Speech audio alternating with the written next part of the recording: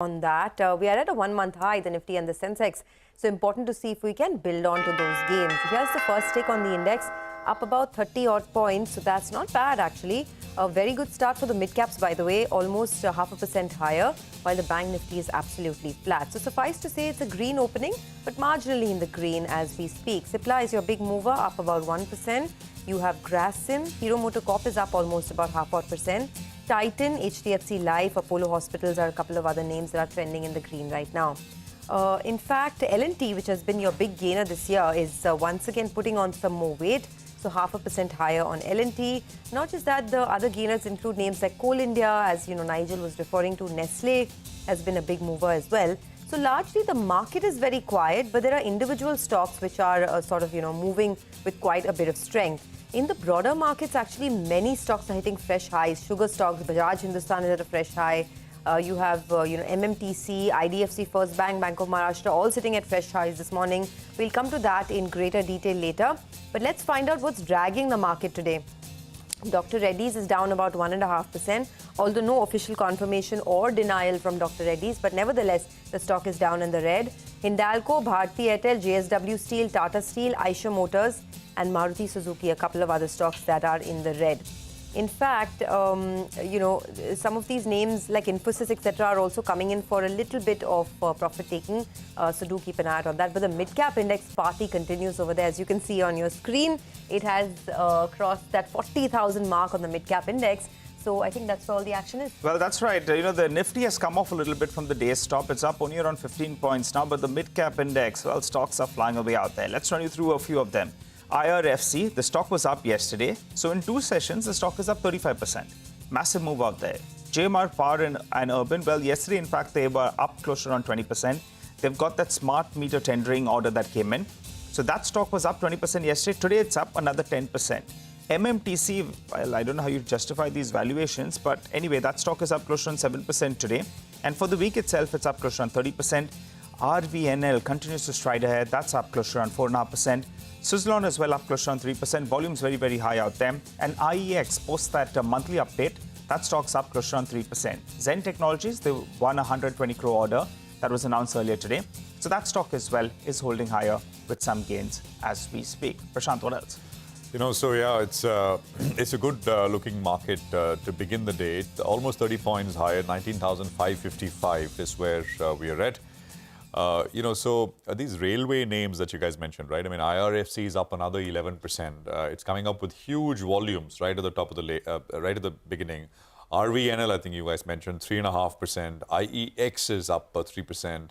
MMTC saw a 10% move yesterday. It's up another 7 to start the day with. Nazara 10 yesterday, 5% this morning. Raymond, of course, there's that initiating note. Lots of initiations on Raymond recently. There is GMR Power, which is up another 10%. I mean, after yesterday's very strong gains. So almost 38 now on large volumes. Suzlon is up almost at about 25 rupees now. UCO Bank, 4.25%. NHPC is up about 2%. Praj is up about 1.5%. Coming in thick and fast. Birla Cable is up about 5%. So it was a large mover yesterday. Coming up with some volume, so that's why I'm mentioning it. I think HPL Electric is another one which has been moving non-stop along with Genus Power. So that's up another 5% to start the day with. On the downside, there's not very much. Dr. Reddy's is down about 1.25%. Jupiter Wagons, the company we had on recently, that's down about 4.5%. And Jaiprakash, which is gone up about 30-40% in the last 4-5 days, is pulling back some 3%. So just under 13 rupees on Jaiprakash. Yesterday, that stock was up 20%. So yeah, there is a little bit of pullback. Genus Power, I mean, that's not up 5. Surprisingly, it's not up 5%. It's down 1.25%. Actually 1.8%, a little more at this point in time. So 14 points, quiet, but market breadth is very strong. It's almost 5:1 in favor of advances at this point in time. Okay, our market master is with us. Dheeraj Agarwal is Managing Director at Ambit Capital. He's joining in to take some questions. Dheeraj, good to have you with us here. Hi. Good to see you here in our studios. Hi. Thanks nice very to much. Be here again. Market looking good, Dheeraj? Good for more? Yeah, markets are looking good. It's been 2 markets actually, right? So large caps have been mostly range bound and the mid caps have been tearing away. But yeah, looks like there is more to go. I don't think it's in a bubble zone yet.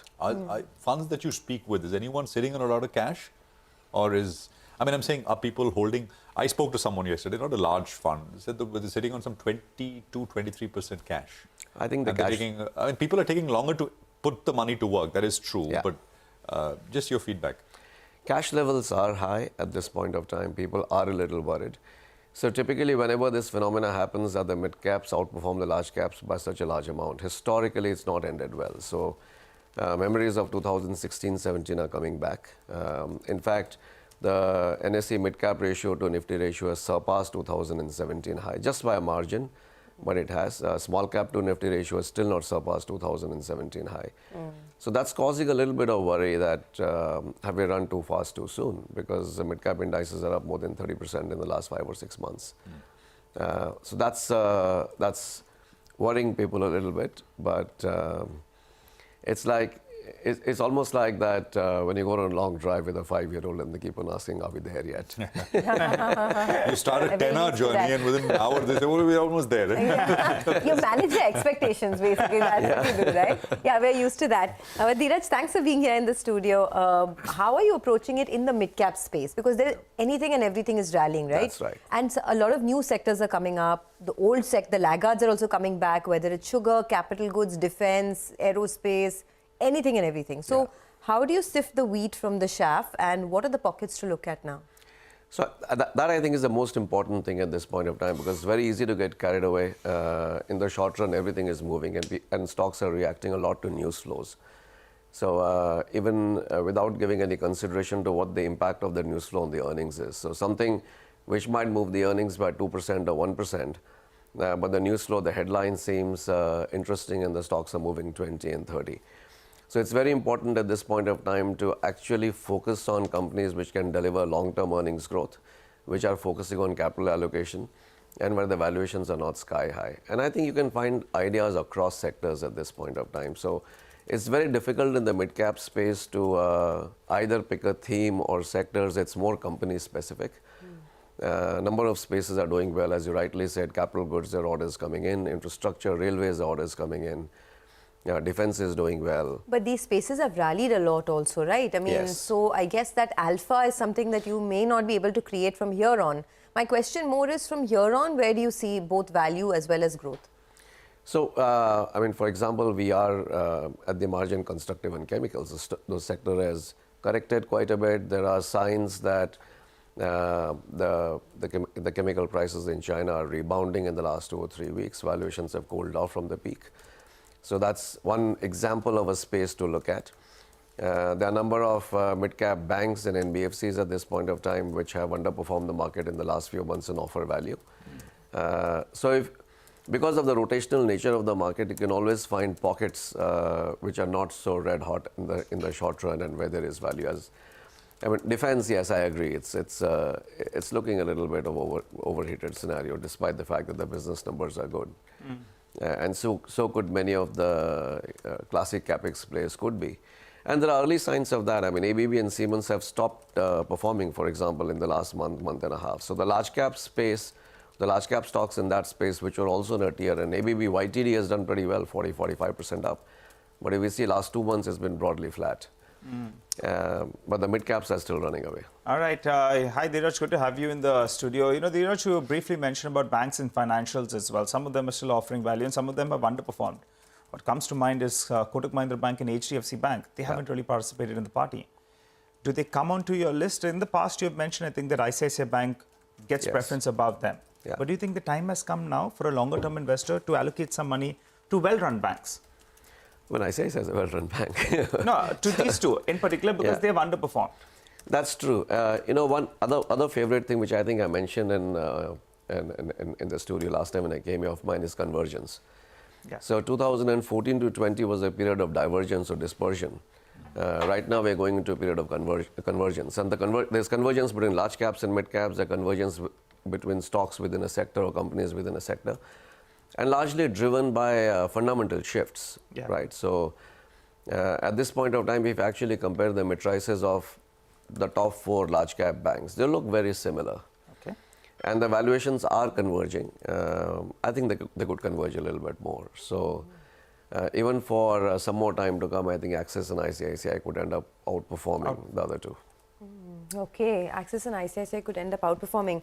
Where else? You said you like chemicals because that space has of course been beaten down quite a bit. Yeah. So some of the laggards are coming back. Any other themes that look good for you? EVs are picking up in a big way. Sugar is coming back in a big way as well. Yeah, anything? I don't know much about sugar, but I mean there are a few spaces like that. So select automobiles. I mean I've been very positive on automobiles for a while. We've talked about this every time. And which are your top picks now? so automobiles I continue with Tata Motors, Eicher, TVS. So same names. Few of them have consolidated for a while. Eicher has consolidated post the Harley Davidson news. But the longer run, I think is still do well. Any of the EVs that you like, especially the EVs who are getting orders from, state transport undertakings, whether it's the JBM Autos, Electra Green Techs of the world, not just in the bus space, but even on the two-wheeler side, something like an Endurance, Varroc? I'm not that well versed with those smaller names. Okay. I would just sidestep that question. But within that, we like TVS. I mean, the TVS EV, 2EV market share is now pretty much industry leading at this point in time. They've caught up really well in the last few months. So that's one structural OEM story, which is also an EV play that we really like. You guys have put out a note on CDSL this morning, I think, initiating coverage. You want to talk about that? I mean, what's the play? Why do you like that? No, I'm a little out of touch on that. Yeah. Okay. By the way, Sonia, you were talking about railways, right? Vivek put out a link and we'll kind of revisit that yesterday. The FY25, that is 1 year forward earnings expectation, P multiples are actually only, I was surprised, 19-20 times. Okay. I mean, that's very rare, right? I mean, that is on the lower end of what you're used to. Otherwise, it's 30, 40, 50 times. But even after these stocks going up 3, 4, 5x, I mean, they're not, I mean, if the tailwind is there and it's all about execution, I mean, But they're not depends wildly also on what the expensive. historic multiples are, right? Yeah, that's true. I mean, PSUs don't usually command very high P multiples. Any thoughts here? I would say historic multiples have a limited role to play here because especially if the growth curve changes in a dramatic fashion. So historically, if you see many of the PSUs have not really grown at a very fast pace. So if the current growth rates are significantly higher as compared to its own history, multiples can re-rate much higher. Second thing which is to be kept in mind is growth with respect to its own history, also with respect to the market. I mean, let's take the example of a different sector. So consumer names with only 14, 15, 16% kind of earnings growth got re-rated between 14 and 20 from 30, 40 times multiples to 70, 80 times multiples. Last time they probably traded at 60, 70 was in 90s when earnings growth was 28, 30. But this current 16% earnings growth rate compared at that point of time to 7% of the Nifty. So similarly, if let's say if there's a PSU, for example, growing at 20% compared to 11, 12% for Nifty, that's pretty good. And hence, some of the historical comparisons in P will actually fade and not work. Like it didn't work for consumers. I mean, consumers could have looked very ridiculously expensive compared to historical Ps in 16 or 17, but if you got out, you missed the bus. Yeah. What about the QSR theme? We briefly discussed that the last time you joined in here. What do you think? Have you had a closer look out there? I think something that's an ancillary is Zomato, and you're quite positive out there. So any view on QSR and updated view on Zomato? They had some shares to sell, a big fund out there, and it got lapped up. Yeah. So Zomato is a big challenge to QSRs, right? Because it offers you variety. Yeah. It offers you choice as compared to sticking to one particular kind of food, etc. And that's what I think I broadly mentioned. We were comparing Jubilant to Zomato last time when I was here. Okay. So pretty much still maintain that. I mean, there may be one or two smaller QSR players looking attractive at this point, but as a theme, you'll prefer Zomato. Somebody like Zomato is probably. Any view on Paytm? They came out with their update today. Looked pretty okay. Any view out there? No, don't have a view on Paytm. No? Do you track any of these entertainment, gaming companies? Nazara Tech has been in the news. PVR has come back in a big way. Delta Corp, of course, has its own issues, but any of these that you like? No, I don't track it, but gaming is a high growth industry worldwide.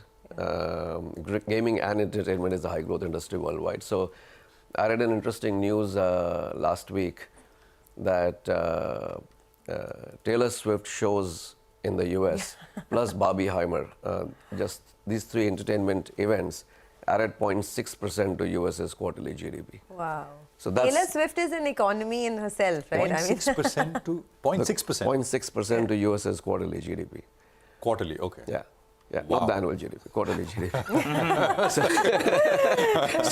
that should tell you how large gaming and entertainment industry is now becoming. You're reaching that point where you may have to pay for that ticket, by the way.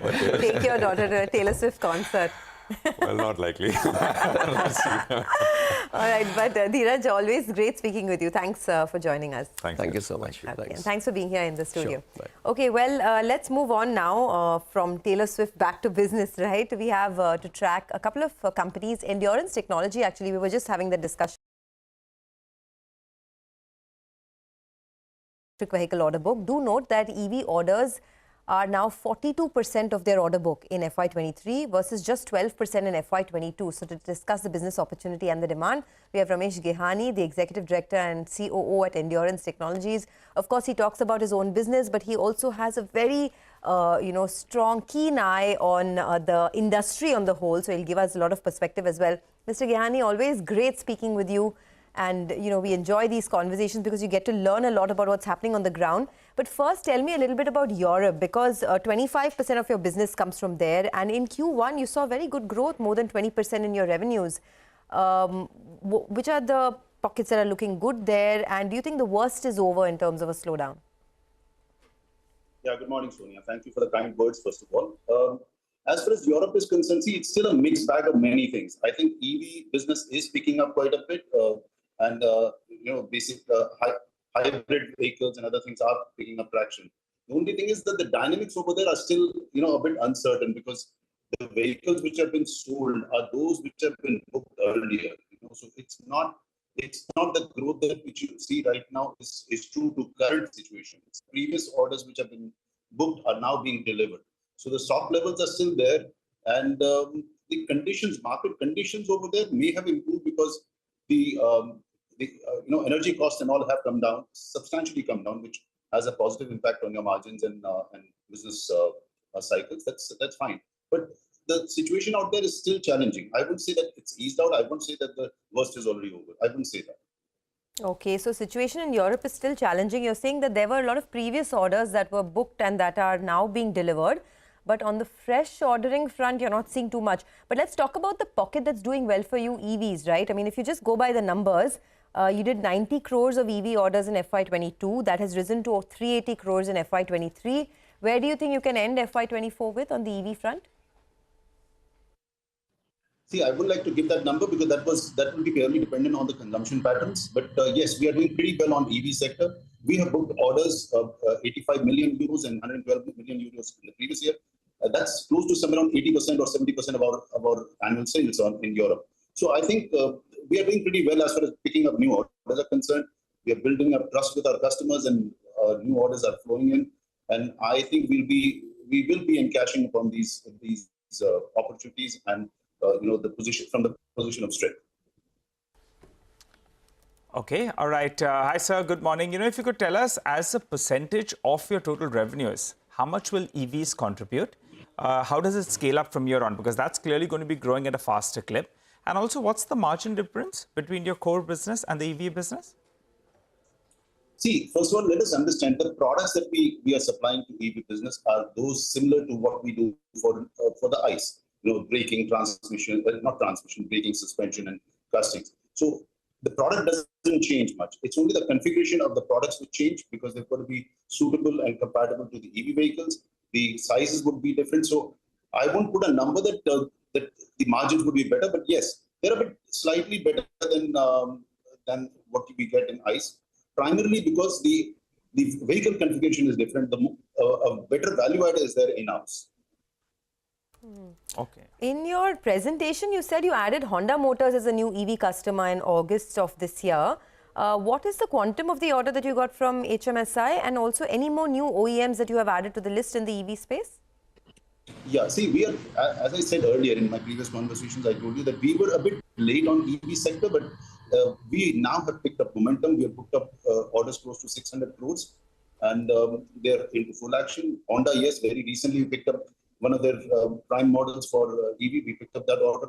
We've got Ather brakes business, and we've got Okinawa, and in fact, we are going all out with all these majors where we can fetch more orders. We are already into Chetak, and so we are probably everywhere right now. But our intensity of penetration will not reduce till the time we find that yes, we are well positioned in the EV space. And okay, so you said 600 crores of orders is what you picked up. That is for which period? Because your EV order book in FY23 was 380 crores. So this is over and above that? No, it's total 600 crores that we have picked up. Okay, total 600 crores is your EV orders. Executable by when? And what would the contribution be to the revenue stream in FY24?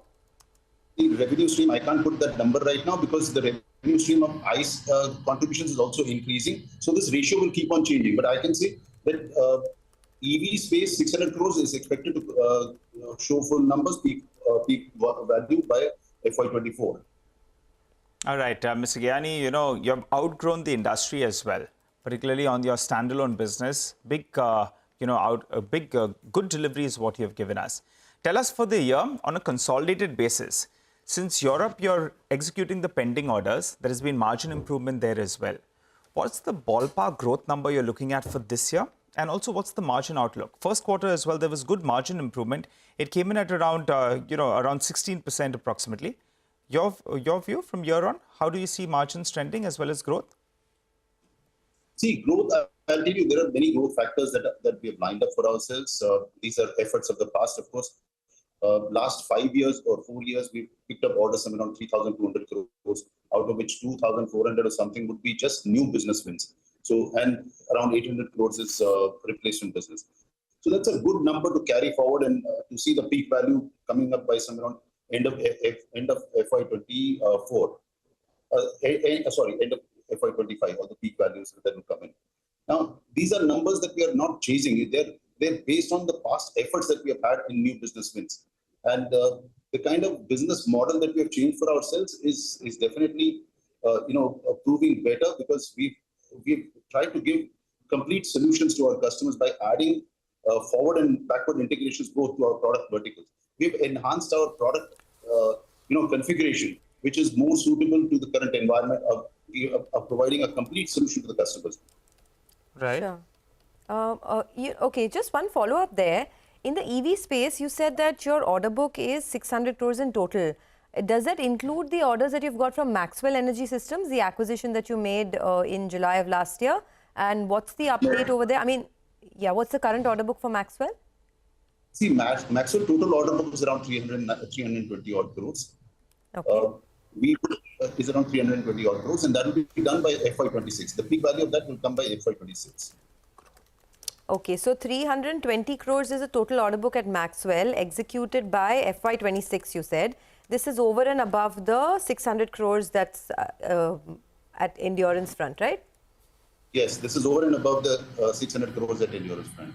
So the total orders with Endurance and Maxwell put together is about 920 crores? Yeah, adding up both, it would be summing up to that much. Okay, and my colleague Nigel was also asking you about the margins improvement in the European business, and that's quite a bit, right, because of the falling gas prices. It's improved to 16.1% in this quarter. Is there scope to improve it further in Europe? Yeah, I won't be surprised because the kind of order books that we have on EV business over there, and otherwise our configuration of business model has been changing. The positive part is that energy has now become an indexing element of the OEM pricing. So anything which changes plus or minus a particular datum, that will be indexed upwards or bottom. So that variable which was playing a big role on our margins is now settled with the customers, and we can only here on improve on the margins. And because this kind of dynamics is not going to play again, as it is going to be indexed by the customers. So Europe will have improvement in margins, and in the first quarter you have grown by close to around 16% for a consolidated entity. So could we be targeting mid-teen growth for the year with mid-teen margins? See, I don't put numbers like this because it depends on how the OEMs perform. We must appreciate one thing, that our performance is also dependent on what how the OEMs perform. Right now, you must have seen, July has been a bit too down. The numbers are pretty down, around 11% of loss on two-wheeler business. But that doesn't mean that I stick on to 1 month and, recalibrating my numbers. I've got to look into the overall year, that how it's going to be spanning out. So the peak period is yet to come. We're likely to look at good numbers because the vehicles, the new model introductions by the OEMs is gaining pretty much well in as far as the target audience is concerned. So I think those numbers will increase. I wouldn't say that which vehicle will do better or which one will not, but higher CC vehicles where premiumization is more for us, right? That is moving upwards, which is a very positive sign for India. You're also adding capacity for electric vehicle scooter castings. Just wanted to understand how much capacity are you adding and how much are you planning to spend on Capex over the next 1 to 2 years? Will it largely be from internal accruals or would you take on any debt?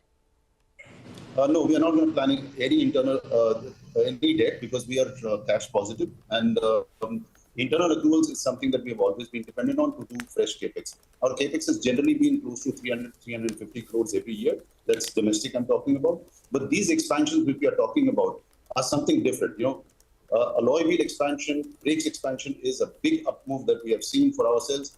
The OEMs have put in full confidence into our products, and we are increasing our capacity at Pune plant and Aurangabad plant for brakes and Pune for alloy wheels. The capacities that we are moving up from is 190,000 alloy wheel sets to 210,000 alloy wheel sets. As far as brakes is concerned, I've already said this previously, that we are close to 6.1 million brake assemblies and 8.2 million of steel disc supplies capacities. All right, so we'll leave it there. Thank you very much for your time. Great speaking with you and good luck going forward. Appreciate the conversation here this morning. The market, by the way, is back up 30 points, 32 points, 19,560 is where we're at. And, just a few new movers into the mix now from the morning. IDBI, which was a mover yesterday, did not show up right at the beginning. It's up 6%. IDBI is at about 69 rupees. Devyani, we were talking about some of these QSR companies with Dheeraj earlier, 5% on Devyani, stocks at about 210. And something like a Castrol is coming up with a 4% gain, 150. And throw in lots of public sector banks which are participating. The likes of Central Bank, there's UCO Bank, there's Punjab and Sindh Bank, and a few others as well, which are doing well. So, it's a good-looking, broader market screen, definitely. Sugar is going to be the focus when we come back. Tarun Sani of Triveni Engineering and Vijay Banka of Dwarikesh Sugar will join in. We saw a big rally yesterday. Cane prices in Uttar Pradesh are indicated to go up, and there is a lot more happening on that front. We'll chat with both of them on the other side.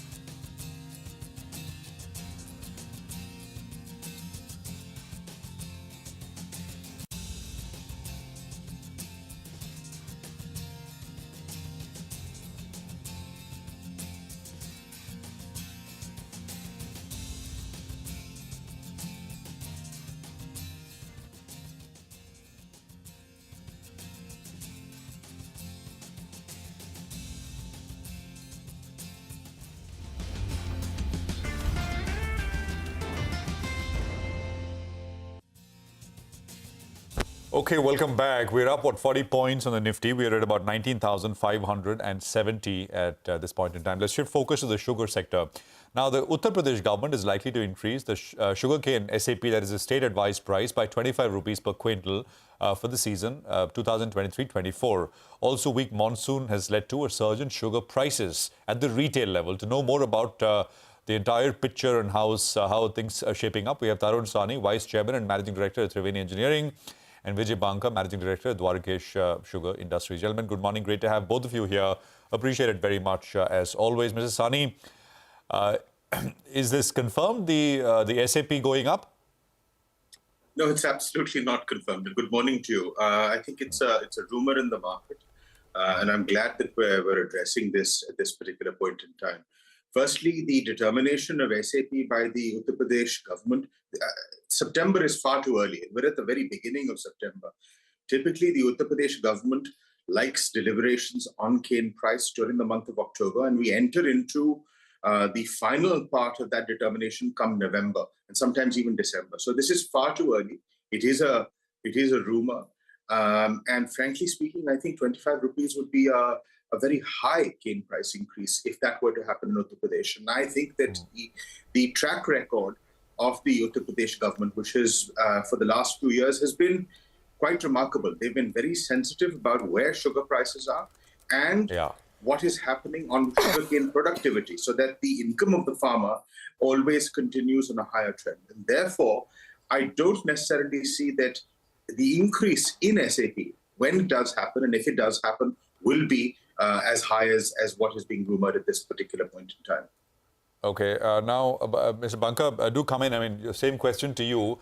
And just a comment that some of the states, right? I mean, big sugar-producing states, I'm not talking about Uttar Pradesh, but states like Maharashtra, Karnataka, rainfall has been scanty, has been patchy. So sugarcane yields are down. So would this kind of a move tell us the experience in UP, and would this make sense? Logically, would this make sense? Mr. Sani says no. Well, in Maharashtra, the rainfall has, of course, been very scanty. I think the deficit is more than 20% if you combine the months of June, July, and August.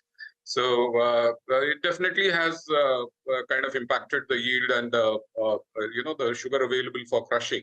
So we will see a lesser quantity of sugar production from Maharashtra. ISMA has estimated that it's going to be about 95 lakh tons. UP also has had heavy rainfalls, more than usual and more than normal. So some parts of the UP have been badly affected. Flooding has happened in few parts, so that has also stunted the growth of sugarcane. So we will have to wait and see, if the water recedes early and then, the farms dry up, then there's a possibility that we may recover some of the lost ground. But if not, as Mr. Shawnee rightly said. Yeah, go on. Sorry. Go on, please. Mr. Shawnee rightly said, the issue of SAP is just a market speculation. So we will have to wait and see. There is a process the government follows, and once the government follows the process, we will hear about the SAP for the next year, for the next season in the next couple of months.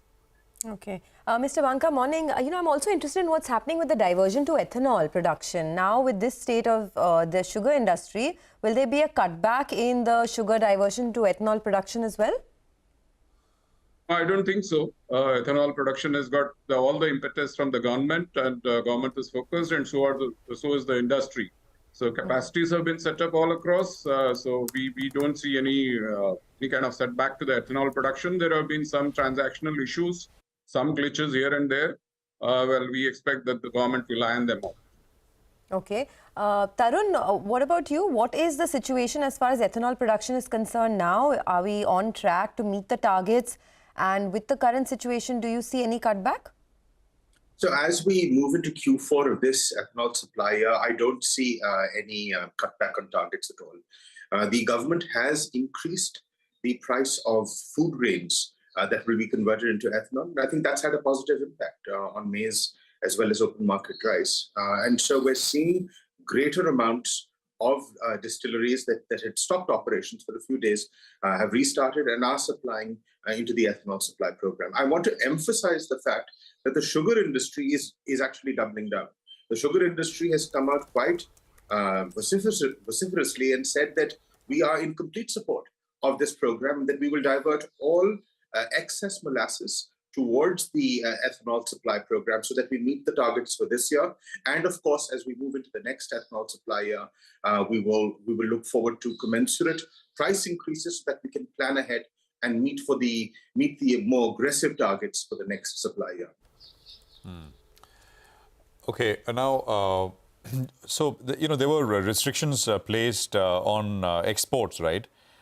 I think 6.1 million tons this season in terms of exports. there has been some talk, Tarun, of limiting sugar imports as well.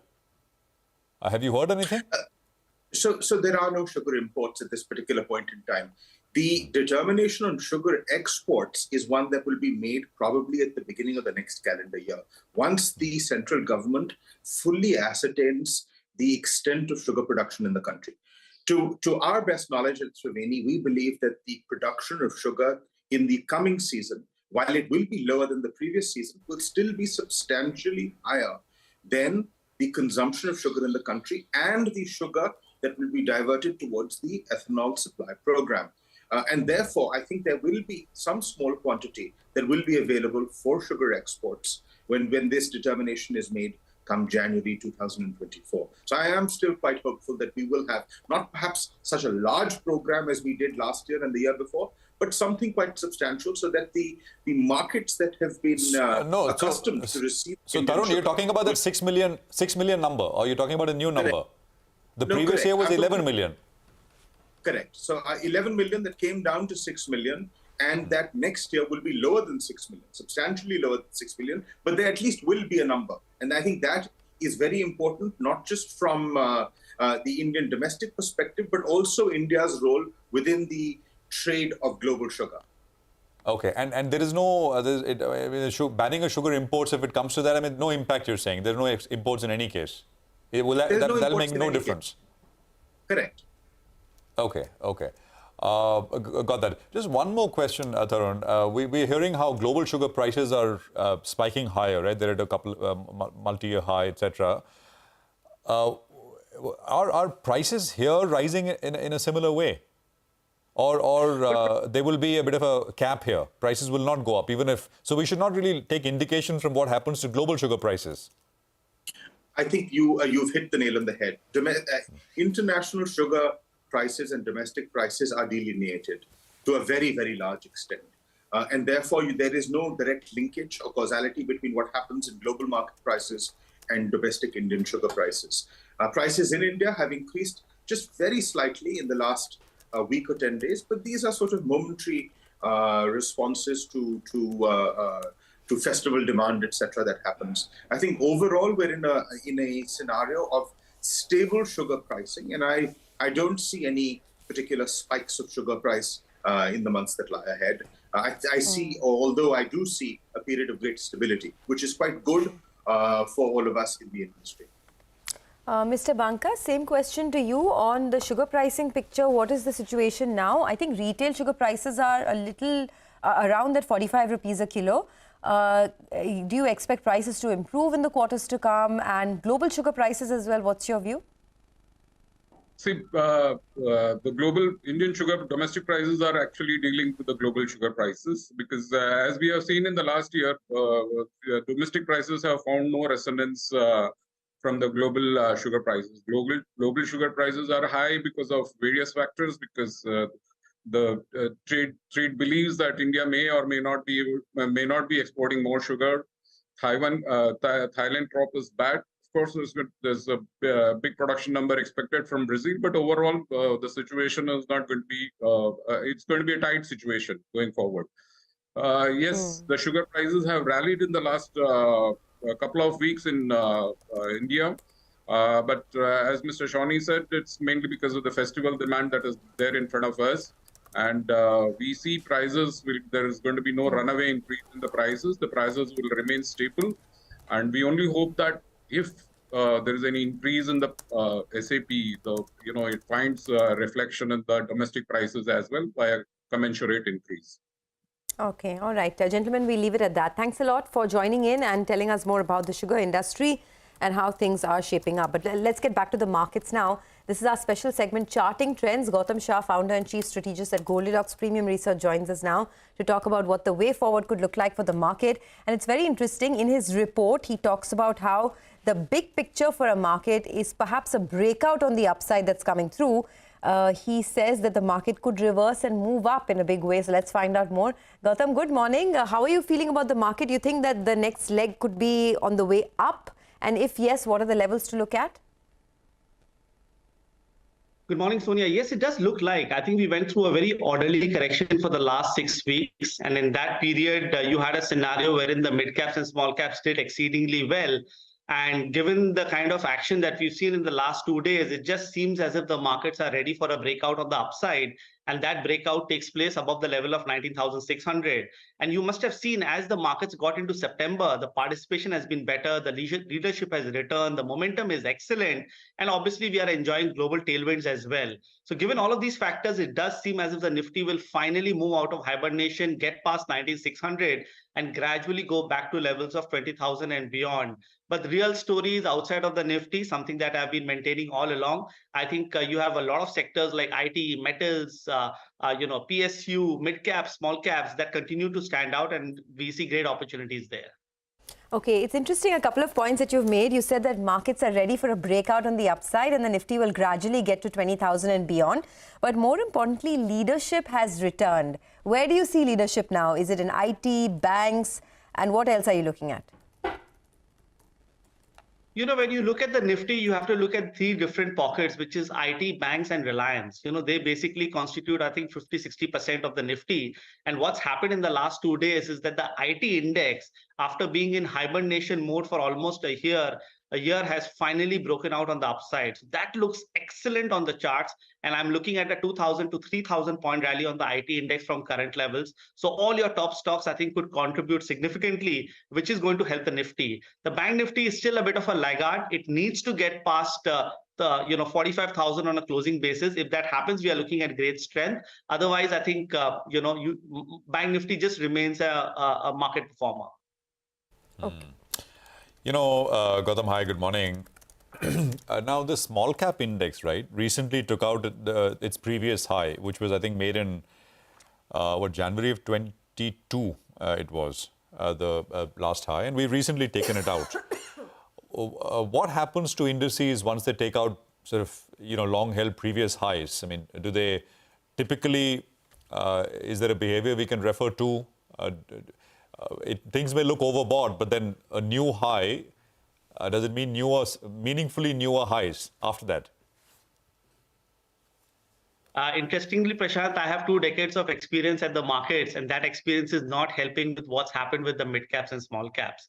I think this is an absolutely out-of-the-box rally that we've seen in the last 3 months, maybe because domestic liquidity is coming in strongly into the mid caps and small caps as sticky money, as SIP money. And I think that's really been the game changer, and it's been the reason why small caps and mid caps have done so well. Yes, the small cap index has just got past the recent high, but don't look at it in absolute terms. Look at it in relative terms. In relative terms to the Nifty, I think the small cap index has a lot more upside potential from current levels. In fact, our working target for the mid cap index is about 42,000, and about 10-15% upside looks likely for the small caps even from here.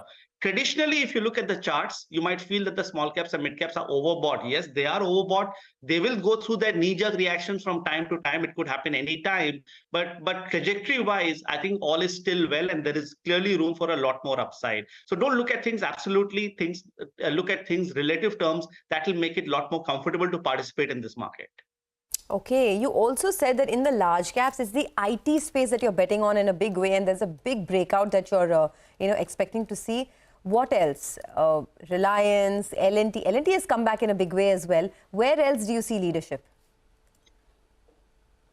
Well, L&T has already done quite well, so I don't see it as an opportunity. But the real opportunity that I see is metals. I mean, look at the price action of the last 2 days. Look at what Tata Steel has done. Look at what Hindalco has done. Look at what JSW Steel is doing, JSPL is doing, Nalco is doing. I see it as a structural trend, and I see the NSE Metals Index moving to a level of 9,000, which is a good 2,000 points away from where we are right now. That's almost 17 to 20% upside. So I see metals as the next big trend over the next 3 to 6 months. Obviously, we have been recommending this to our subscribers at Goldilocks. So IT, metals, PSU, top of our list. Everything else is more of a market performer. At a 19,500 index, you need to be very careful where you want to commit into, because risk reward needs to be kept in mind. Okay, so the metal space is something that you like, and you're saying the 17 to 20% upside in the metal sector is what you're looking at. There are a couple of these spaces that have become the flavor of the market lately, right? Whether it is defense, auto ancillaries, sugar has suddenly come back. Do you think these are just fads and one should stay away, or anything looks interesting to you here? You know, Sonia, India recently did very well in the 4 into 400 meters. And I think you have a similar race playing out at the markets in the last few months, because there is one theme that does well. And then it, you know, as it tires out, it passes it on to some other theme. And it's just carrying on for the last 4 months. Now, the way we look at it, chemicals, sugar and fertilizer seem to have come back very strongly. And in fact, even the unlock trade, you know, where we've been a big bull for the last couple of years. So these 4 pockets of the market, I think we would be extremely positive. And I feel if you have to commit capital into mid caps and small caps from a trading perspective, it could be in these 4 sectors. Which are the 4 you said? Chemicals? Chemicals as well, because, you know, it's come out of 18 months of consolidation, a very large time correction. And the last few days seem to have confirmed a big breakout for that index. So across the board, we are looking at strength for the chemical index. So that's the second, you know, expert who's come on our show, right? Chemicals. Even Dheeraj was talking about a pickup in chemicals after a long lull period. Gautam, but you know, fundamentally, yeah. I mean, you buy stuff at lows, right? But technically, you're supposed to buy strength. Where's the strength in chemicals?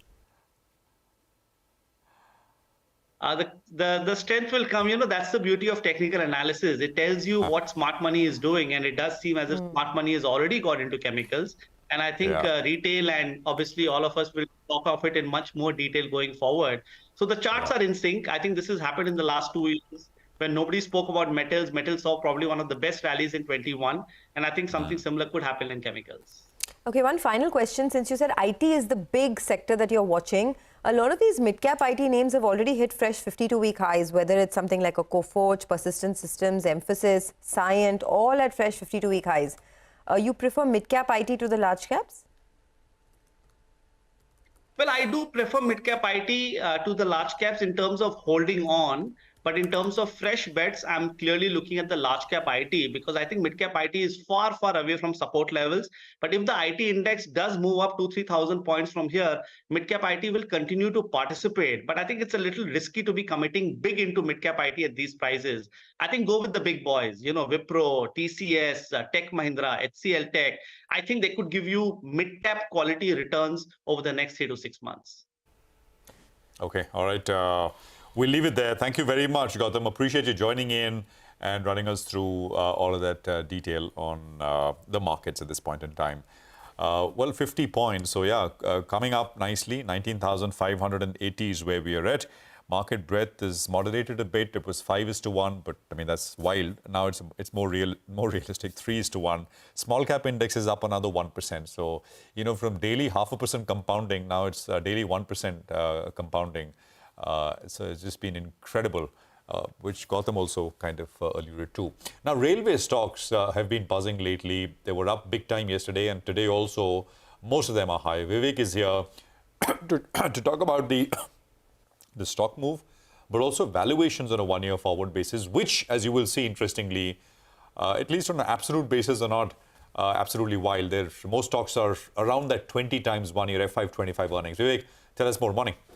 Well, good morning. You're absolutely right. You know, even yesterday near closing time, we did mention these stocks and, you know, how valuations are looking. Just a couple of quick pointers to add, you know, before we actually get into the details. Number one, a lot of the stocks currently are actually seeing quite a bit of an uptick as far as their ordering activity is concerned, especially in the railway space. Also important to note that markets are liking the fact that these companies are now quite nimble, given the fact that a couple of years back, the companies used to get orders on a nomination basis, but now companies are getting orders on a competitively bid basis. So margins might be slightly lower, but despite that, you know, the order books are burgeoning given the very strong ordering activity that you're seeing. But have a look at, you know, how the stocks have performed.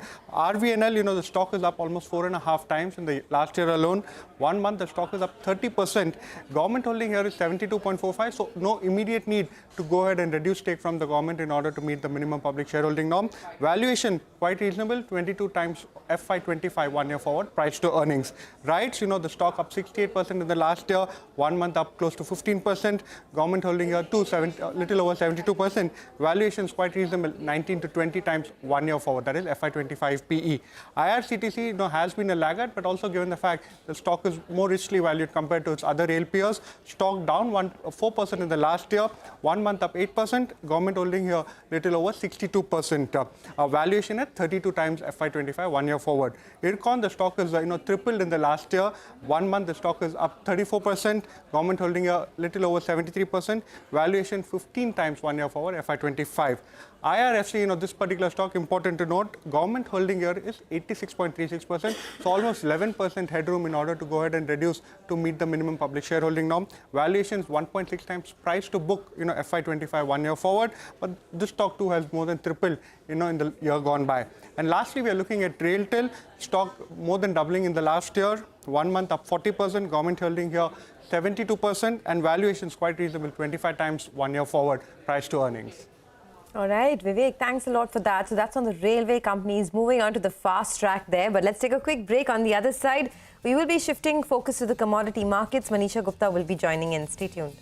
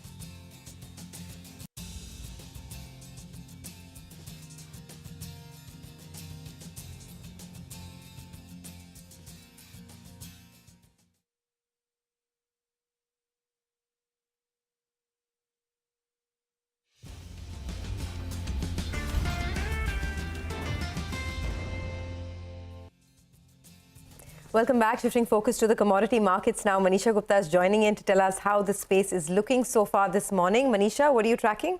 Well, I'm looking at the overall non-agro commodities, industrial commodities rather, and all of them have started this week on a positive note. Yesterday was a great day and we seem to be extending gains for many of these commodities. I'll start with the crude oil prices because we've seen strength on this one continue. If you look at the last 1 week itself, we've seen 7% of gains come in for the crude oil prices. 99.5 is what we've done in early Asia, and this is on the back of strong Chinese measures, the economic data that has come in mixed, but better than what the street expected for some of those. The dollar index is off its highs as well. We still continue to trade below 104, and that has been supportive. The markets also are looking at prices firm ahead of the OPEC and allies meeting. There could be a formal announcement this week from Russia and Saudi Arabia about extending their output cuts for the month of October as well. And then it is about 1 million barrels that you could see coming from Saudi Arabia and 300 to 500,000 from Russia as well. That is what the markets seem seem to be factoring in right now. It also is about China coming out with a lot of data, which the markets believe has been factored in right now. The demand on ground seems to be improving. The numbers are positive that we've seen from US as well, from the summer driving demand season.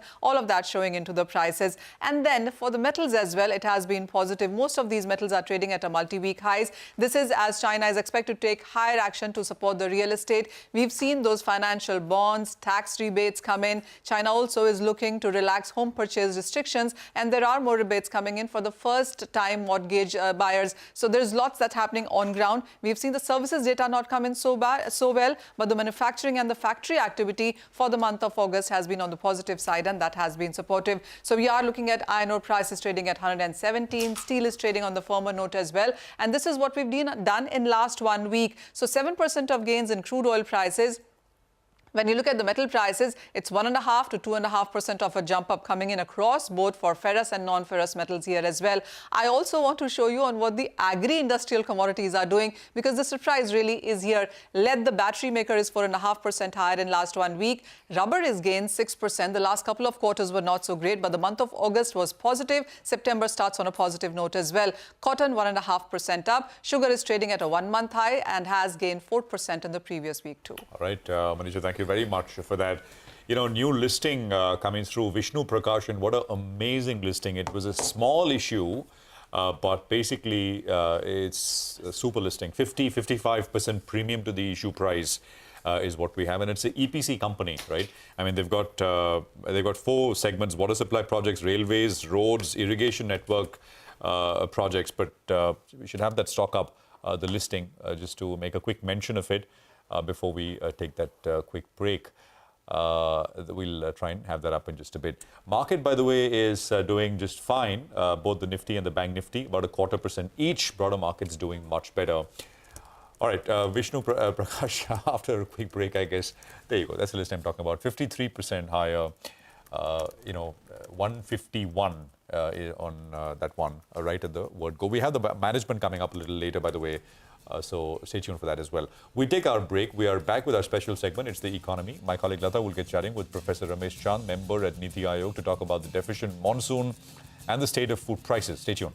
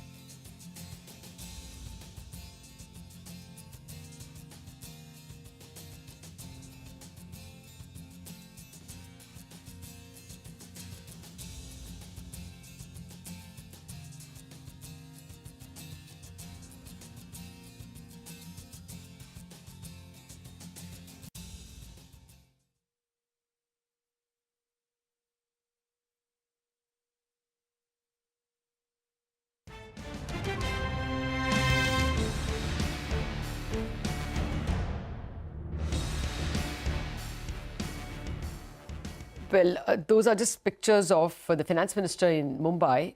She's here for the Global Global Fintech Summit.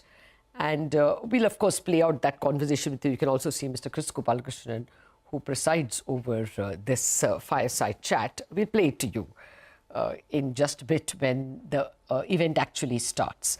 But today on It's the Economy, we are going to take a midterm look at the deficient monsoon and the state of food prices over the next 12 months. Monsoons are deficient by 11% this season as of now, and reservoir levels are down by 9% versus the 10-year average, according to the Central Water Commission.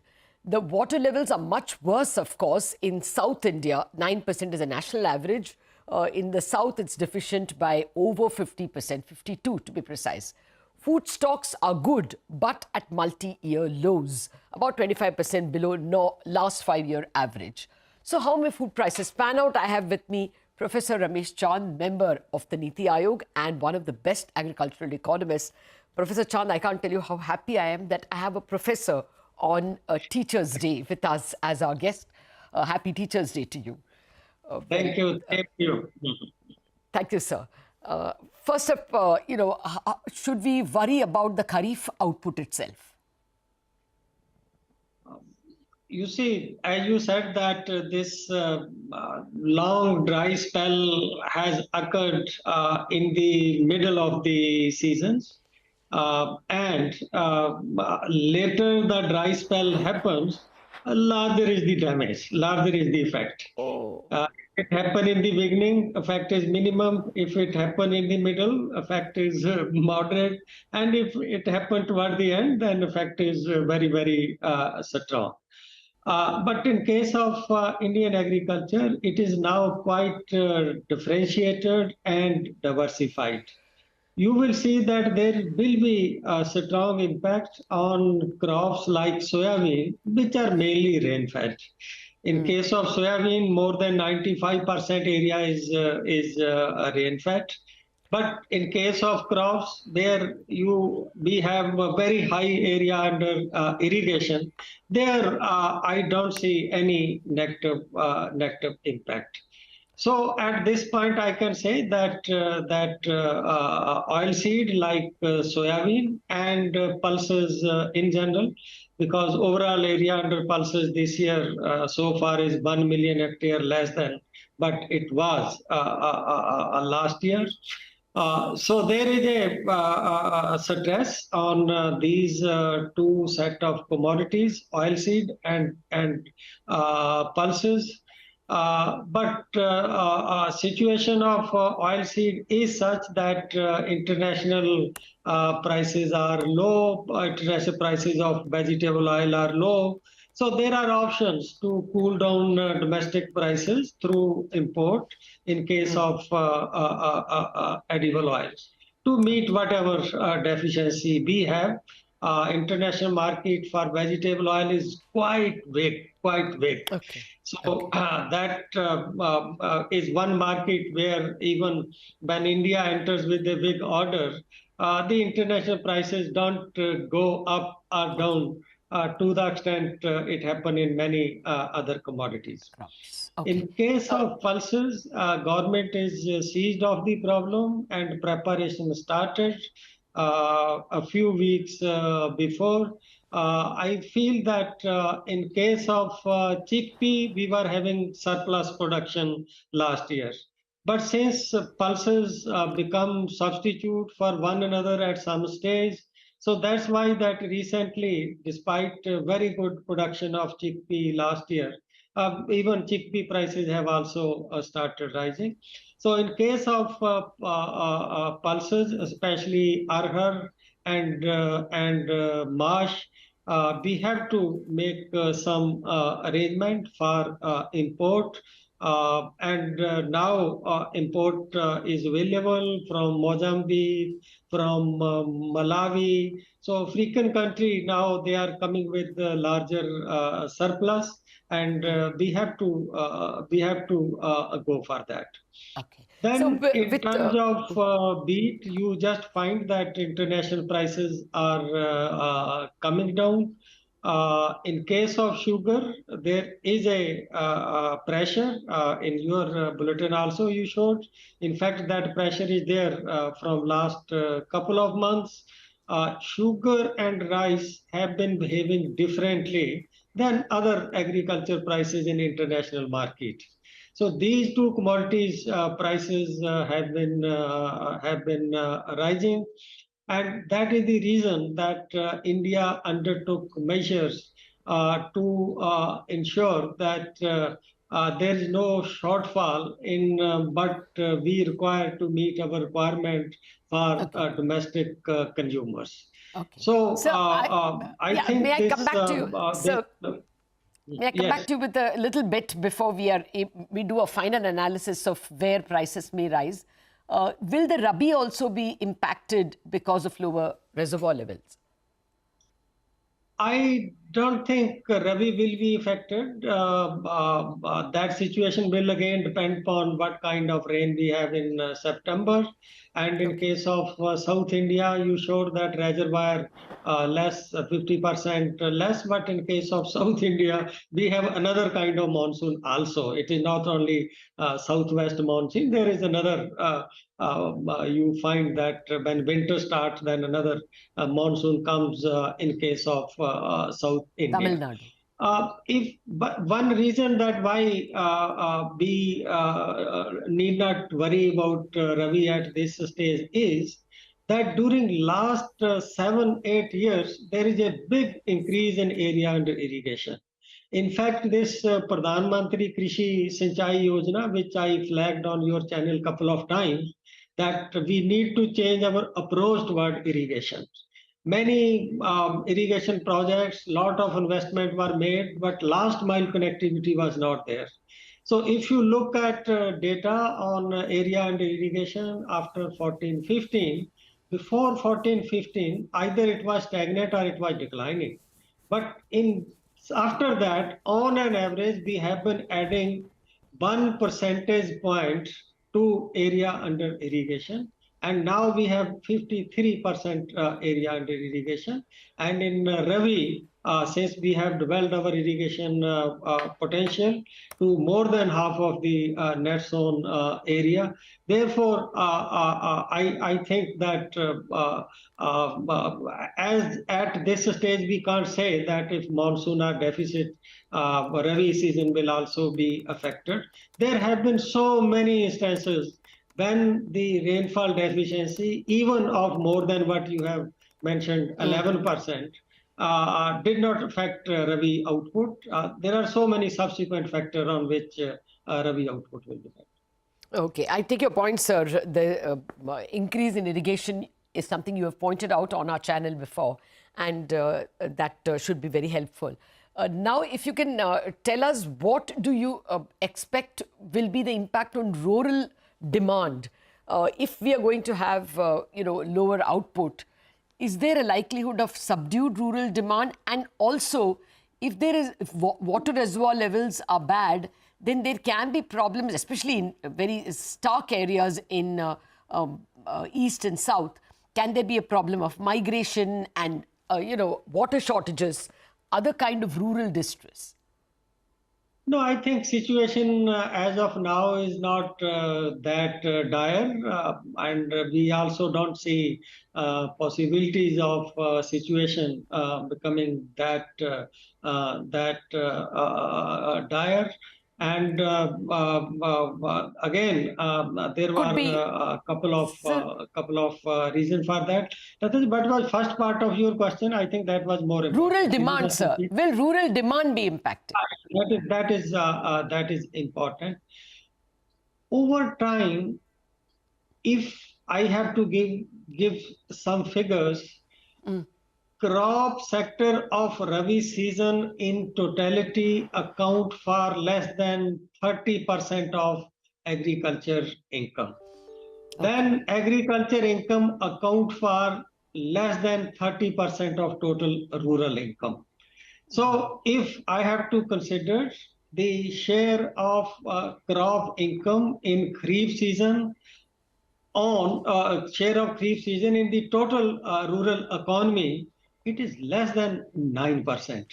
So even whatever setback that the output affected by 4%, 5%, you find that the impact on the overall rural income translates into very, very small magnitude.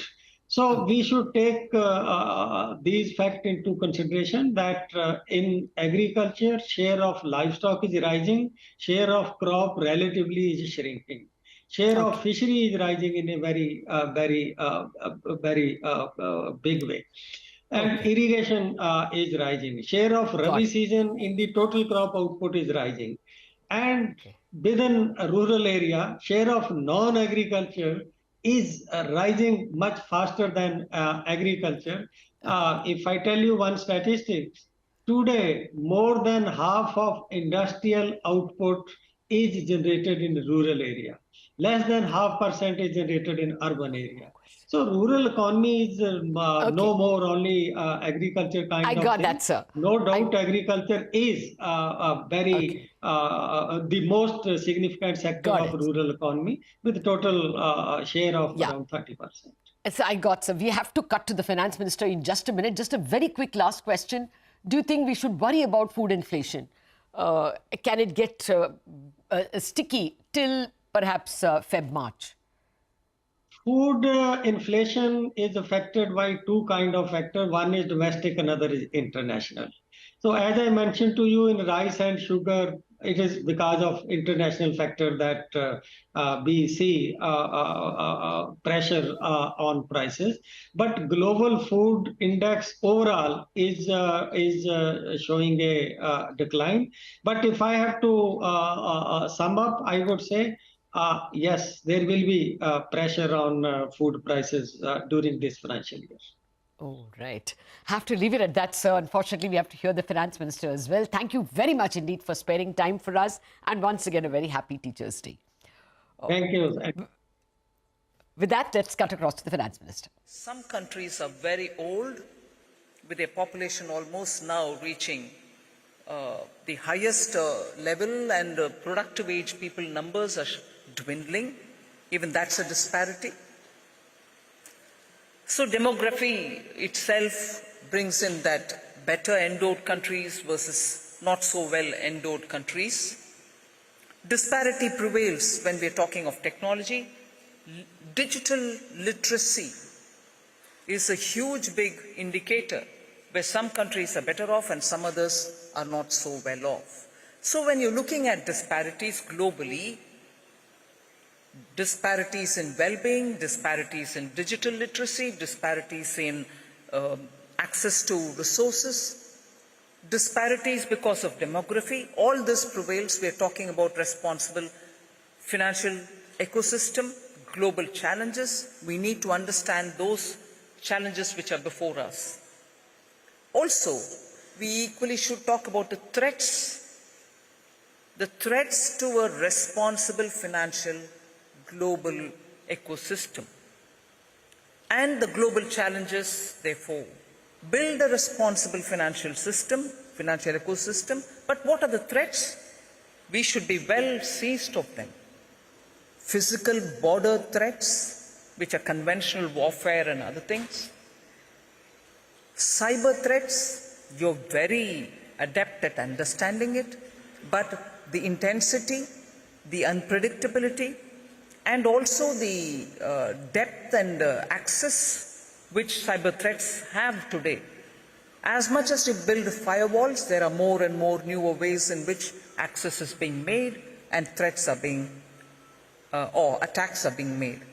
So cyber threats, crypto threat, as well as an opportunity. But crypto is also an example that I use later to say how, unless global cooperation works out well, you're not going to be able to have a responsible financial ecosystem which can regulate it as well. Drug and drug worlds, drug mafias, are also a big threat again to the financial ecosystem. Tax havens and round-tripping of resources, tax evasion. All these are also the threats that we need to work. Keeping in our mind, we need to work with these threats before us so that we can address them.